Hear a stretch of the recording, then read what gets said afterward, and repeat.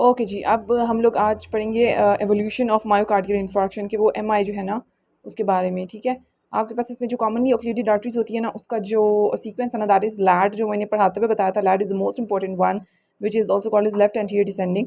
ठीक है, उसके बाद आ जाता है राइट कॉर्नरी आर्टरी, उसके बाद आ जाता है सर्कमफ्लेक्स आर्टरी। ठीक हो गया। अच्छा, आप बताएं मुझे सर्कमफ्लेक्स वाली जो थी वो किसकी ब्रांच थी? अच्छा, तो जो सर्कमफ्लेक्स होती है ना वो आप मुझे कमेंट सेक्शन में बताएंगे वो किसकी ब्रांच होती है, राइट कोरोनरी आर्टरी की या फिर लेफ्ट कोरोनरी आर्टरी की। ठीक है, वो बताएंगे कमेंट में। अच्छा, उसके बाद ये कि सिम्टम्स, क्योंकि मैं आपको पहले पढ़ा चुकी हूँ उसके बारे में। अच्छा, सिम्टम्स क्या होता है किसी को अगर एमआई हार्ट अटैक हम सस्पिशन हुए तो? अच्छा, डायफोरेसिस, बहुत ज़्यादा पसीना आ रहा होगा उसको, नोजिया वॉमिटिंग हो रही होगी। ठीक है, सवियर किस्म की जो है ना रिट्रोस्टर्नल पेन हो रही होगी, जो कि लेफ्ट आर्म में भी जा रही होगी, जॉ में भी जा रही होगी। इसके अलावा सांस फूल रहा होगा और साथ साथ थकावट फटीग हो रही होगी। ठीक है, these are all the signs and symptoms of myocardial infarction. Then comes कि आपके पास कौन सा मतलब आपके पास कौन से मार्कर्स आते हैं और क्या क्या आपके पास होता है और वो टाइमिंग के हिसाब से बताया। ठीक है, अगर किसी की आर्टरी ब्लॉक हुए हुए अगर 24 आवर्स हो चुके हैं, ठीक है, ऑक्लूडेड आर्टरी हुए हुए, ठीक है, तो आपके पास ये देखें क्या आना चाहिए, डार्क सी मॉटलिंग आना शुरू हो जाएगी, आपको दिख रही है। ठीक है, पेल सा हो जाएगा। ठीक है, विद टेट्राजोलियम स्टेन। अच्छा, यहाँ पे हमें ये पता नहीं चाहिए, लाइट माइक्रोस्कोप पे देखेंगे तो क्या फीचर वेवी से फाइबर्स मिलेंगे। ठीक है, शुरू के जो 4 घंटे होंगे उसमें कोएगुलेटिव नेक्रोसिस याद रखना है। ठीक है, वो मिलेगा।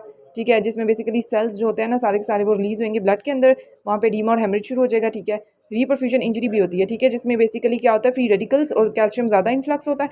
अब कैल्शियम की वजह से कंट्रैक्शन ज़्यादा होगी मायोफिब्रिल्स की, तो जिसकी वजह से डार्क ईओसिनोफिलिक स्ट्राइप्स आ रही होंगी यहाँ पे, जो डार्क मॉडलिंग होती है। ठीक है, और इसमें बेसिकली आपके पास कॉम्प्लिकेशन फर्स्ट 24 आवर्स में कॉम्प्लिकेशन क्या आती है, this is the most important MCQ जो पेपर में आई भी थी कि एरिदमिया फर्स्ट जो 24 आवर्स होते हैं ना उसमें जो कॉम्प्लिकेशन आती है ना एमआई की, दैट इज़ वेंट्रिकुलर एरिदमियाज। ठीक है, इसके अलावा हार्ट फेलियर कार्डियोजेनिक शॉक भी होता है, लेकिन एरिदमिया याद रखने वाली बात है। ठीक हो गया। नेक्स्ट काम जो आपके पास 24 घंटे तो गुजर गया। अच्छा, उसके बाद जो डे 1 से लेकर 3 डेज़, मतलब पहले जो आपके पास 3 दिन है ना, यानी वन डे, 2 डे और 3 डे, इनमें आपके पास क्या आ रहा होता है? इसमें बेसिकली आप देख रहे हैं हाइपरीमिया, यानी कि ये अब थोड़ा सा यहाँ पे से डार्क सी मॉडलिंग थी, अब वहाँ पे ब्लड वगैरह आ गया तो हाइपरीमिया हो गया। ठीक है, तो एक्सटेंसिव किस्म की वही वाली चीज़ एक्सटेंड हो गई है, कोएगुलेटिव नेक्रोसिस एक्सटेंसिव हो गई है। ठीक है, टिश्यू सराउंडिंग जो है ना infarct that shows acute inflammation with neutrophils. अब पहले 3 दिन में कौन से सेल्स आएंगे? न्यूट्रोफिल्स, ये पूछा जाता होता है। ठीक है, और कौन सी कॉम्प्लिकेशन डेवलप होगी? फिब्रिनस पेरिकार्डाइटिस, यानी इन्फ्लेमेशन हो रही है ना, तो आइटस इन्फ्लेमेशन वाली चीज़, पेरिकार्डाइटिस, वो भी कौन सी वाली? फिब्रिनस। तो हार्ट में हमेशा फिब्रिनस पेरिकार्डाइटिस होती है। ठीक है, और निक्रोसिस कौन सा होता है? ये कोएगुलेटिव नेक्रोसिस होता है। तो ये वाली 2 बातें आपको याद होगी। पहले 24 आवर में एरिथमिया हुआ, फिर आपके पास 1 to 3 डेज़ में फिब्रिनस पेरिकार्डाइटिस हुआ। ठीक है, नेक्स्ट हम पढ़ने लगे हैं कि 3 डेज़, तो उसके बाद से लेकर 14 दिन, यानी पहले 15 दिन के अंदर अंदर। ठीक है, यानी 3 to 14 डेज़ में आपके पास क्या होना शुरू हो जाता है? You can see there hyperaemic borders आ रहे होते हैं। ठीक है, सेंट्रल येलो ब्राउन सॉफ्टनिंग हो जाती होती है। अच्छा, अब यहाँ पे देखते हैं आप कौन से सेल आएंगे। पहले न्यूट्रोफिल थे, तो अब ऑब्वियसली थोड़ा सा इन्फ्लेमेशन ज़्यादा होगी, क्रॉनिक में चली गई है, तो वो आपके पास मैक्रोफेजेस आते हैं। ठीक है, उसके बाद ग्रैनुलेशन टिश्यू एट मार्जिन आना शुरू हो जाते हैं। अच्छा, उसमें क्या है कि फ्री वॉल, इसमें जो अब आपके पास जो कॉम्प्लिकेशन आई है ना, अब आगे जाके इतना टाइम हो गया माइको, अब क्या होगा? फ्री वॉल जो होता है ना वो रप्चर हो जाएगा, उसकी वजह से कार्डियक टेम्पोनार्ड हो जाएगा पेशेंट में। एक ये पूछा जाता होता है कि 3 to 15 डेज़ में कौन सी कॉम्प्लिकेशन आती है, तो टेम्पोनार्ड होता है। जो पेपिलरी मसल होता है ना वो भी थक चुका होता है, वो भी रप्चर हो जाता है। ठीक है, जिसकी वजह से माइट्रल से पीछे की तरफ ब्लड जाता है, रीगर्ज, माइट्रल रिगर्जिटेशन होना शुरू हो जाती है। ठीक है, मेन वेल्व तो माइट्रल है ना। ठीक है, इसके अलावा इंटरवेंट्रिकुलर सेप्टल रप्चर हो जाता है due to macrophage mediated structural degradation, फिर उसकी वजह से लेफ्ट टू राइट शन बन जाता होता है। ठीक है, इसके अलावा लेफ्ट वेंट्रिकल का स्यूडो एन्यूरिज्म बन जाता होता है। ठीक है, ये पूछा जाता है। ठीक है, तो ये 3 बातें हो गई 3 to 15 डेज़ के अंदर अंदर। ठीक है, नेक्स्ट कम्स कि आपके पास जो 2 हफ्ते से लेकर काफ़ी मंथ गुजर जाएँ तब क्या होता है, ये भी बड़ा पूछा जाता है। इसमें एक सिंड्रोम होता है, ड्रेसलर सिंड्रोम, वो होता है इसमें। ठीक है, आप देख रहे हैं ग्रे वाइट से स्कार बन गए, जाहिर है हमें पता है कि इन्फ्लेमेशन जब भी होती हैं उसका एंड प्रोडक्ट स्कार फॉर्मेशन होती है। तो अब फाइनली वो स्कार बन गया है, जो कि बेसिकली 2 हफ्ते से लेकर सेवरल मंथ्स तक है। अच्छा, इसमें आपके पास क्या होएगा? कॉन्ट्रैक्टेड स्कार हो जाता है कंप्लीट। ठीक है, ये दिख रहा है। अच्छा, इसमें आपके पास क्या आएगा कि आपके पास पोस्ट कार्डियक इंजरी सिंड्रोम, जिसको मैंने अभी बताया दूसरा नाम होता है Dressler's syndrome, post cardiac injury syndrome properly develop हो जाएगा। ठीक है, जब हफ्ते और महीने आ जाएंगे तो हार्ट फेलियर भी होगा, एरिथमियास भी होगा, जो कि अंडरस्टूड सी बात है। बाकी ट्रू वेंट्रिकुलर एन्यूरिज्म बन जाएगा। रिस्क ऑफ म्यूरल थ्रोम्बस, यहाँ पे अब थ्रोम्बस बनने के चांसेस ज़्यादा हो गए हैं। ठीक है, जितना ज़्यादा आगे कंडीशन प्रोसीड करेगी, टाइम ज़्यादा होगा तो। लेकिन इंपॉर्टेंट चीज़ ड्रेसलर सिंड्रोम है। ठीक है, ये मैंने आपको सारा बता दिया। रिवाइज करने को देखे तो शुरू के 24 घंटे में क्या हुआ भाई? एरिथमियाज हो गए। ठीक है, उसके बाद आपके पास 1 to 3 डेज़ में क्या हुआ? फिब्रिनस पेरिकार्डाइटिस, इन्फ्लेमेशन हुई थी ना, पेरिकार्डाइटिस हो गया। ठीक है, उसके बाद क्या हुआ? टेम्पनार हो गया, ठीक है, और माइट्रल रीगर्ड जिसकी वजह से हो गया, लेफ्ट वेंट्रिकल के अंदर सूडो एन्यूरिज्म बन गया, ठीक है। और आखिरी वाला जो वीक्स टू मंथ्स वाली बात थी, उसमें क्या हुआ, प्रॉपर्ली एक सिंड्रोम डेवलप हो गया, पोस्ट कार्डिक इंजरी सिंड्रोम और also called as Dressler syndrome, ठीक है। ये वाली बातें हो गई और म्यूरल थ्रोम्बस बनने के चांसेस होते हैं।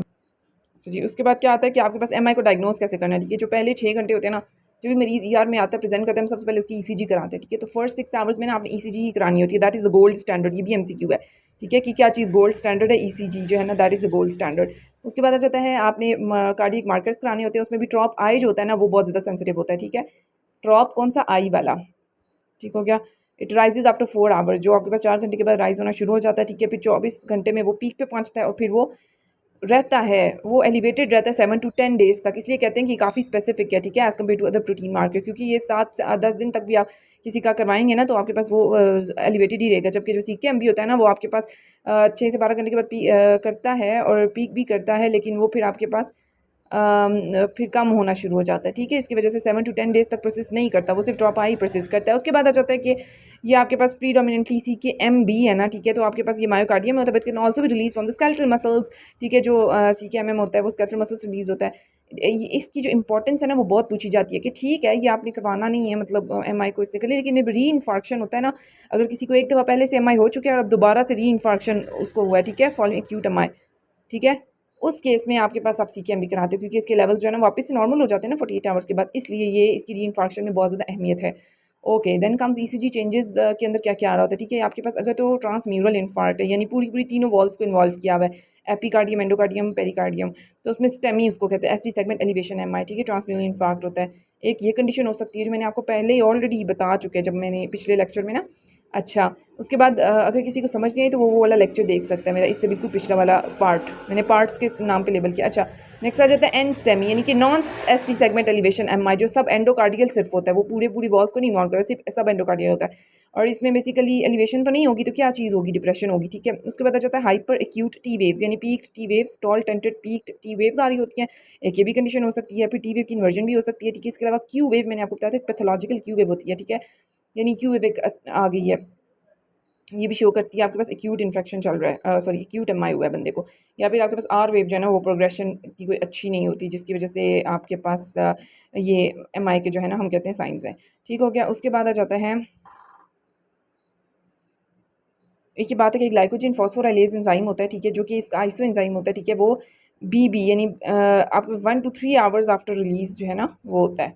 अच्छा, उसके बाद जाता है ईसीजी की लोकलाइजेशन ऑफ स्टेमी। अच्छा, अब आप देखते हैं कि हार्ट में 70% ऑफ द हार्ट आपके पास कौन सी आर्टरी में इन्वॉल्व होता है, लैड इन्वॉल्व होती है, लेफ्ट एंटीरियर सेगमेंट, मैं आपको पहले ही बता चुकी हूँ।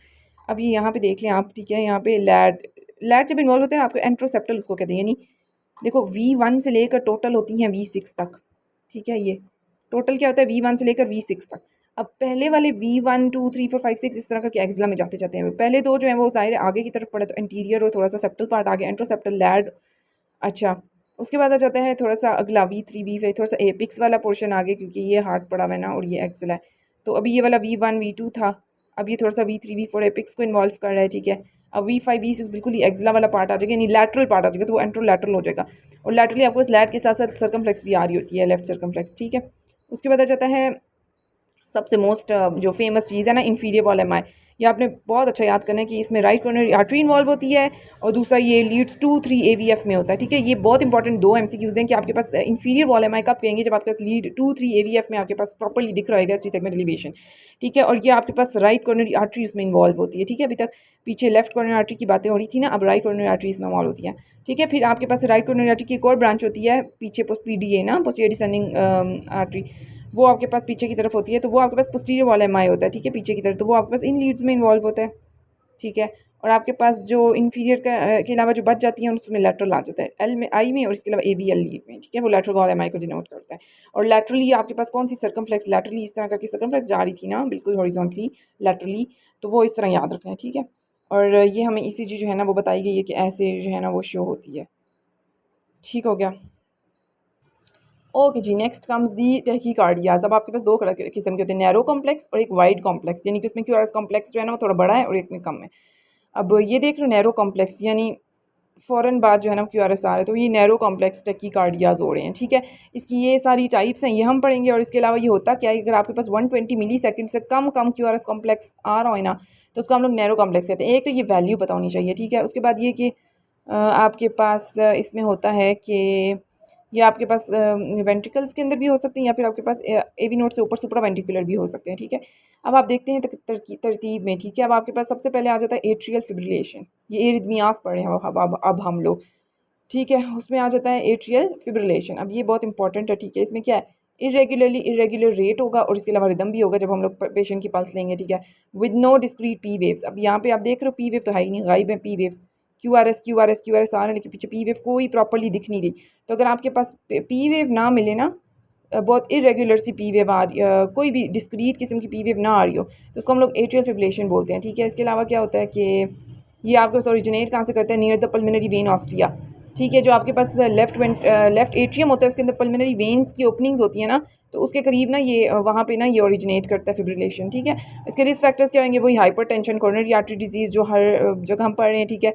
और ये जब हो जाए AFib तो वहाँ पे फिब्रिलेशन हो गई है ना, वहाँ पे क्लॉट भी बन सकता है एट्रियम के अंदर, लेफ्ट एट्रियम के अंदर, और वहाँ से वो ब्रेन में क्लॉट जा सकता है, ठीक है। और इसलिए वो स्ट्रोक करा सकता है। ये बहुत इंपॉर्टेंट MCQ है कि एट्रियल फिब्रिलेशन से आगे बंदे को क्या हो सकता है, ठीक है, स्ट्रोक हो जाता है। कभी कभी मरीज़ इमरजेंसी में स्ट्रोक में लैंड करता है और पीछे से पता चलता है उसको AFib था।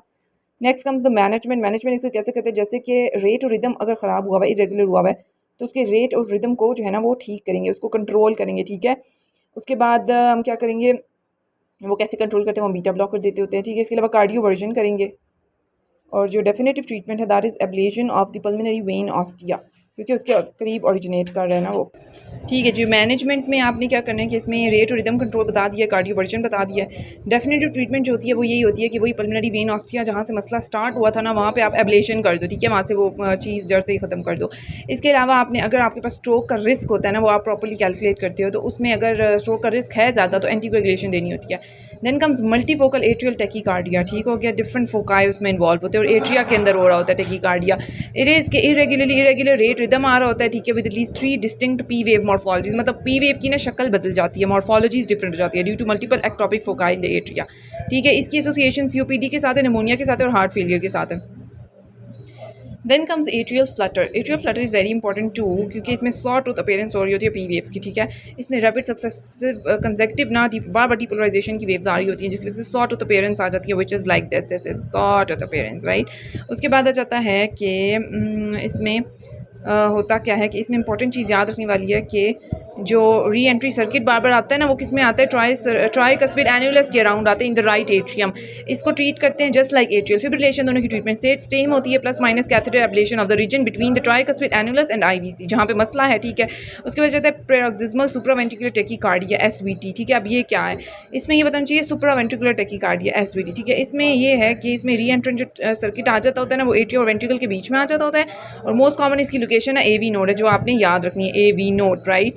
इसमें ये देख लें SVT की टिपिकल जो है ना पिक्चर है, जो कि आपको पेपर में भी ये दी जा सकती है और आपसे पूछा जा सकता है कि ये क्या है। देखें, ये यूँ ऊपर जा रहा है, फिर यूँ इस तरह, तो this is supra ventricular tachycardia, ठीक है। नाम से चले वेंट्रिकल से ऊपर यानी AV नोड के अंदर लोकेटेड है, ठीक है। और इसमें बंदा कहेगा मुझे एकदम से जो है ना वो अपनी दिल की धड़कन सुनाई देने लग गई है, ठीक है। इसके अलावा लाइट हेडीनेस हो रही है, ठीक है, बहुत ज़्यादा पसीना आ रहा है। ट्रीटमेंट में क्या करेंगे, टर्मिनेट री एंट्री जो है ना rhythm by slowing the AV node conduction, जैसे क्या, क्योंकि बहुत तेज़ से काम चल रहा है तो वेगल मैन्यूवर्स करेंगे ताकि वेगस नर्व आए और इसको स्लो डाउन करे हार्ट को। IV हमने एडिनोसिन लगा देनी है पेशेंट को। ये भी पूछा जाता है कि SVT की ट्रीटमेंट क्या है, इसमें IV एडिनोसिन देते हैं, ये MCQ है, right, drug of choice for SVT।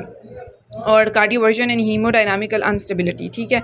अच्छा, इसके बाद आ जाता है कि आपने जो है ना इसकी डेफिनेटिव ट्रीटमेंट वही catheter ablation of the re entry circuit, इन सब की डेफिनेटिव ट्रीटमेंट ना वही होती है कि जहाँ पे भी री एंट्री सर्किट बन रहा है ना, वहाँ पे कैथेटर एब्लेशन कर दें।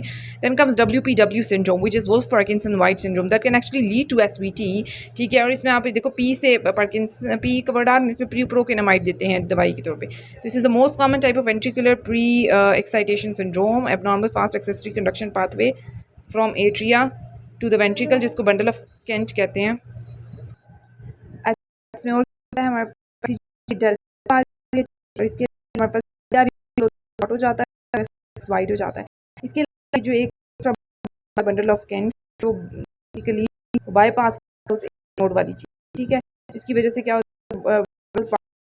जाते हैं, characterize by delta wave with widened QRS complex in shorten period interval, जिसको मैंने पहले ही बताया, मे रिजल्ट इन सर्किट, जिसकी वजह से सुप्रा एसवीटीज भी होते हैं, जैसे मैंने बताया कि जी WPW can lead to SVT syndrome. Treatment procainamide से करनी होती है, अब आपने अवॉइड करना होता है एवी नोडल ब्लॉकिंग ड्रग्स, ठीक है, ये आपने जो है ना वो याद रखना है। ओके ओके, नेक्स्ट हम जो है ना वो नेक्स्ट वीडियो में करते हैं इंशाल्लाह।